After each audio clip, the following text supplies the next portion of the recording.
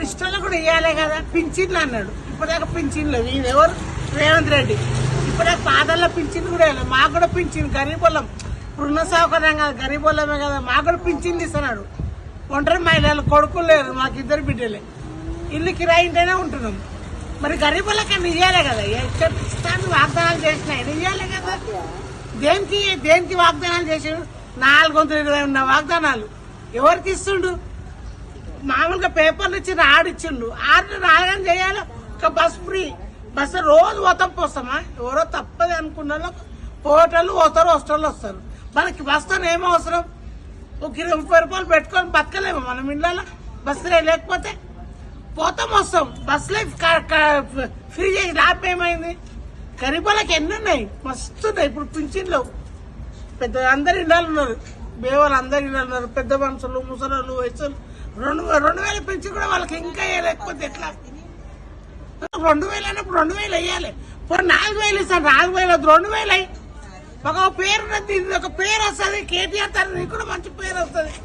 నువ్వు అన్ని వెనకకి పెట్టి మాట్లాడతావు. ఏం మాట్లాడుతున్నావు నువ్వు? నిన్ను ఎవరు ముఖ్యమంత్రిని చేసారు? నువ్వు ఎట్లా ముఖ్యమంత్రి అయినా? ఇప్పుడు మేమే కాదు నిన్ను ముఖ్యమంత్రిని చేసింది. మేము ఎన్నుకుంటున్నాం ముఖ్యమంత్రి అయినా. ఎన్నుకోకపోతే ముఖ్యమంత్రి కాకపోతే ఇప్పుడు కరీంనగర్ గాలి ఓట్లు కరెక్ట్ చేసి కేసీఆర్ వదలకూడదు, గెలవకుండా చేసారు. ఇప్పుడు వాళ్ళే చెప్తాను కొట్టుకుంటారు.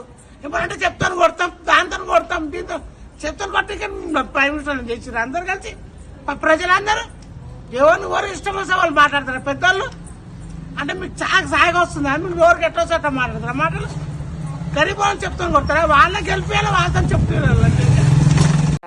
జగన్ గారికి నా ధన్యవాదాలండి. నేను ఇదివరకు పెన్షన్ తీసుకునేదానికి ఇప్పటికీ చాలా నాకు తేడా ఉందండి. ఈ ప్రభుత్వాలు చాలా నాకు ఎవరో ఏంటి పాలన అనేది కాదు, మనకు వచ్చేది ప్రభుత్వం మనకి ఇస్తుంది కదా, ఇన్ని పాటలు ఏంటి అనేదాన్ని అనుకునేదాన్ని. పొద్దున్నెళ్ళి సాయంకాలం వరకు నిలబడి తిండి లేక, ఆకలైపోయి, నీళ్లు లేక, ఆ చెమటలో ఎండలో ఈ వయసులో నిలబడి చాలా నిరుత్సాహంగా వచ్చేవాళ్ళం ఇంటికి. అంటే ఇది స్టార్టింగ్లోంచి 3 రోజులకి కానీ మాకు పెన్షన్ అందేది కాదు. అది ఎవరి పాలన అన్నది కాదు. ఆ తర్వాత నేను తీసుకునే పెన్షన్ జగన్ గారి కోసం.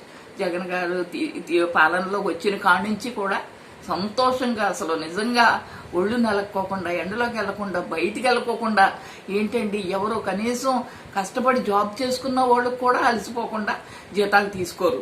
మాకు ఇంటికి వచ్చి తలుపు కొట్టి నిజంగా మాట ప్రకారం నెరవేర్చారు ఆయన. చాలా సంతోషం అండి. ఒకవేళ ఆ పెన్షన్ తింటూ ఫస్ట్ 2,500, నెక్స్ట్ మళ్ళీ పెంచుతానన్న ప్రకారంగా 2,750, అంటే మాట ఇచ్చిన ప్రకారం తప్పతపాలుగా నేను ఎప్పుడు ఆయన ఇచ్చిన ఇలాంటి కార్డులు చూసుకునేదాన్ని, చదివేదాన్ని మొత్తం 3 times. ఇంటికి అన్న ప్రకారంగా చేస్తున్నారా లేదని, అన్న ప్రకారంగా అందరికీ అన్ని విధాలుగా కూడా చేశారు చాలా మందికి. అలాగే ఇది కూడా నెరవేర్చినందుకు చాలా వందనాలు బాబు. మీకు తపతపాలుగా ఇస్తానన్న ప్రకారంగా మీ యొక్క పరిపాలన ఎండింగ్ అవుతుందనగా పెంచారు. 2,50 ఇప్పటికి 3,000 చేశారు. చాలా నిజంగా తిన్నప్పుడల్లా నాకు గుర్తొస్తాను. మీరు మా ఆశీస్సులు, ఇలాంటి వృద్ధులందరూ ఆశీస్సులు మీకు ఉండాలి, మీ కుటుంబానికి, మీకును. మీరు ఎంతమంది ఎన్ని రాళ్లు విసిరినా కానీ నీతిగా పాలన చేసే వాళ్ళకి అవి తగలవు బాబు, తగలవు. కాబట్టి ఈ పరిపాలనా విధానం ఇలాగే జరగాలని నేను కోరుతున్నాను మనసారా.